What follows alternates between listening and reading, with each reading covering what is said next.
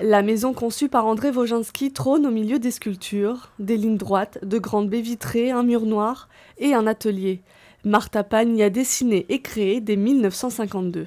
Elle a sculpté ici ses premières œuvres, parfois de très très grande dimension. Je pense notamment aux sculptures dont Maurice Béjart s'est emparé pour créer deux ballets.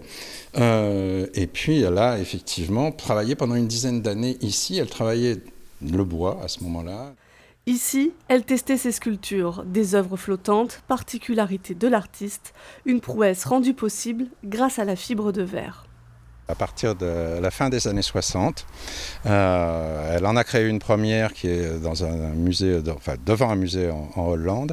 Et puis, elle a vraiment développé ce type d'intervention dans le paysage.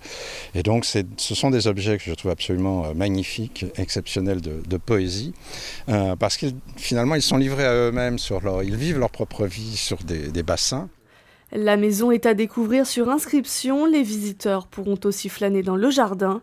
18 sculptures en acier inoxydable créées dans les années 1980 les attendent.